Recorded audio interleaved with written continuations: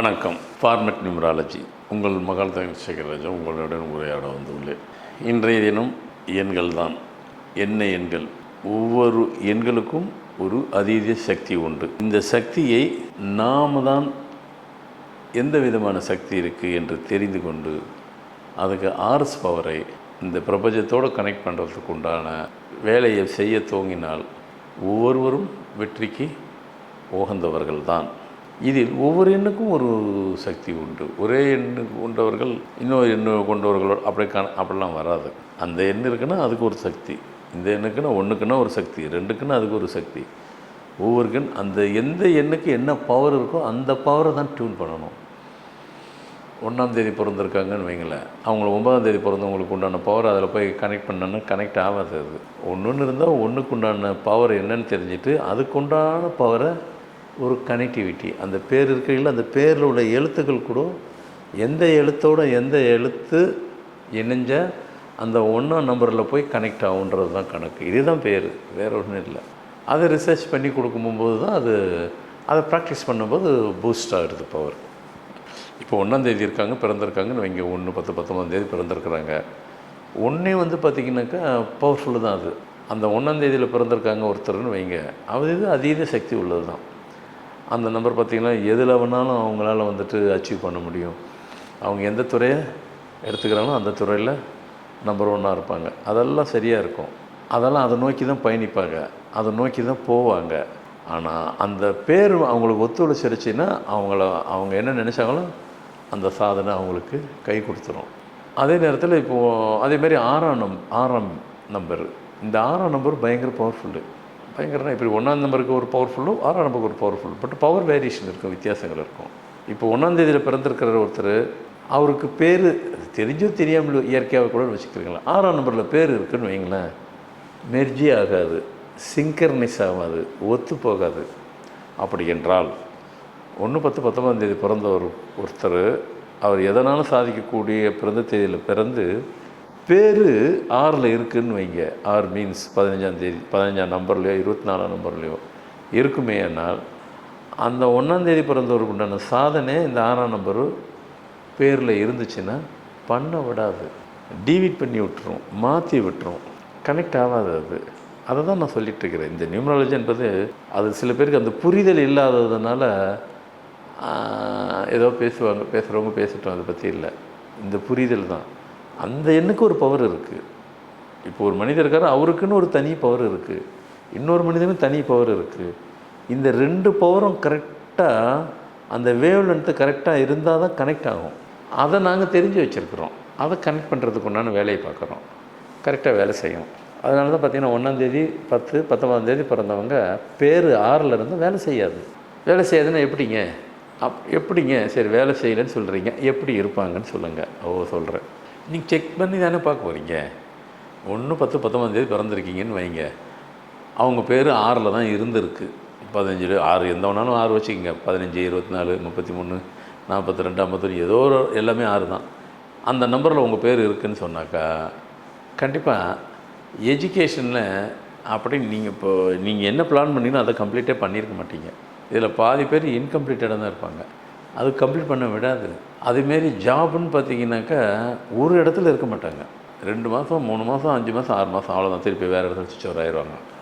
பிஸ்னஸும் ஒரே பிஸ்னஸ் பண்ண மாட்டாங்க, பல பிஸ்னஸ் பண்ணுவாங்க. சரி எந்த பிஸ்னஸ் இதில் பண்ணுவாங்க, 2 ரூபா சம்பாதிப்பாங்க, அதில் தூக்கி போடுவாங்க. இப்படி ஒரு தனக்கு எந்த பிஸ்னஸ்ஸு பொருந்துது அப்படின்னு கண்டுபிடிக்க முடியாது.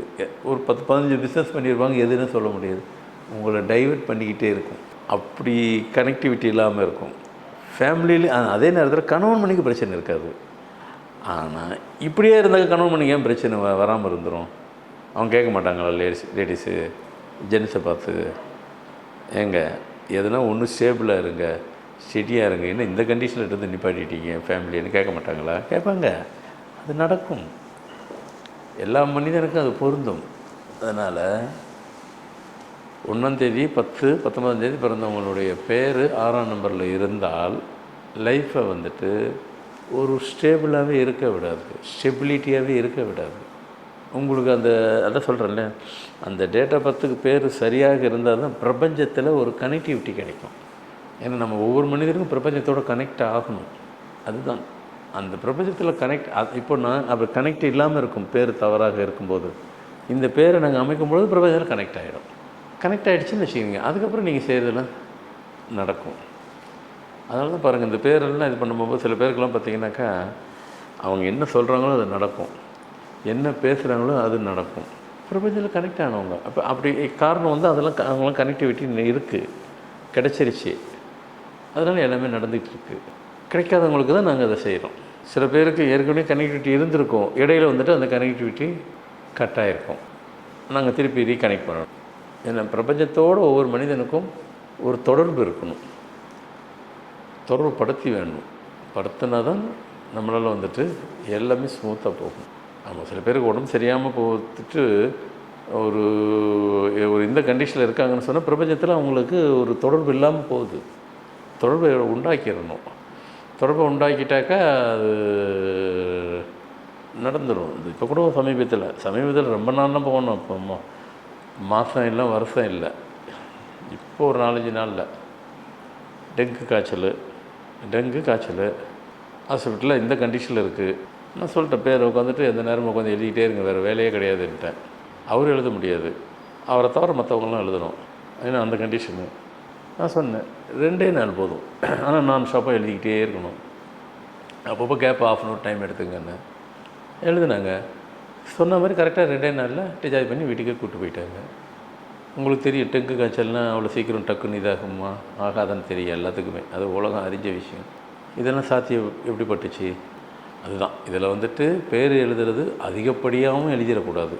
இப்போ டெங்கு காய்ச்சல்னால் அதிகமாக எழுதணும். ஆமாம், 1 hour எழுதுனா 1/2 hour கேப்பு, 1 hour எழுதுனா ½ hour கேப்பு, 2 hour கூட எழுதலாம், ½ hour கேப் விட்டுக்குங்க. ஏன்னா கை பெயின் வலிக்கும் இல்லையா, அந்த கேப்பு தான்.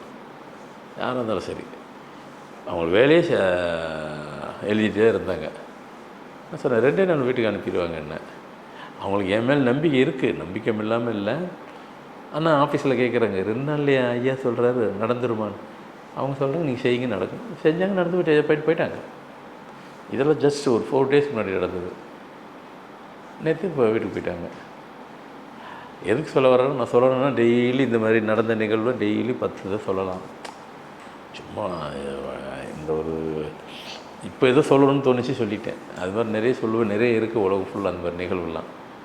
ஏன்னா டெங்கு பற்றி அனைவரும் உலகம் அறிஞ்ச விஷயம். அது என்ன வேணாலும் பண்ணும், அது சொல்கிறேன். அதனால் வந்துட்டு இந்த பிரபஞ்சத்தை கனெக்ட் பண்ணுறது தான் நம்மளுடைய ஃபார்மல் நியூமராலஜியோட தலையாய வேலை.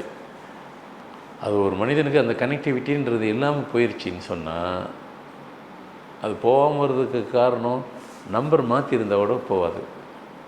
1ஆம் நம்பரும் பவர்ஃபுல்லு, 6ஆம் நம்பரும் பவர்ஃபுல்லு. ஆனால் 1க்கும் 6ல் 1ஆம் தேதி பிறந்து 6ல் பேர் இருந்தால் வேலை செய்யாது. அதனால் இது ஒரு உதாரணம் தான் சொல்கிறது. இது மாதிரி நிறைய விஷயங்கள் இருக்குது. ஸோ கண்டிப்பாக உங்களை நீங்கள் செக் பண்ணி பாருங்கள். பார்க்க போகும்போது ஆமாம் கரெக்டாக சொன்னீங்கன்னு உங்களையே நீங்கள் செக் பண்ணி, நான் என்னுடைய நிகழ்ச்சி எல்லாமே உங்களை செக் தான் பண்ண சொல்லுவேன். ஏன்னா நான் கொடுக்குற ஒவ்வொரு ப்ரோக்ராமுக்கு ஒரு 5 நிமிஷம் 10 நிமிஷத்தில் தான் சொல்கிறேன். ஒருவேளை ஒரு 1 hour மாதிரி கொடுக்குற இருந்த மாதிரி நான் சொன்னேன்னு வச்சுக்கிறீங்களேன், இன்னும் அதில் நிறைய டெஃபினிஷன், நிறைய எக்ஸ்ப்ளனேஷன் கொடுக்கும்போது உங்களுக்கு புரிய வரும். இதிலே புரிகிற மாதிரி தான் சொல்கிறேன். கண்டிப்பாக எல்லாருக்கும் புரிஞ்சிருக்குன்னு நினைக்கிறேன். எனக்கு இன்னைக்கு கொடுத்த தகவல் அனைவருக்கும் பயனுள்ளதாக இருக்கும். மீண்டும் புது நிகழ்ச்சியில் புது தகவல்கள் சந்திக்க வைக்கிறேன். நன்றி, வணக்கம்.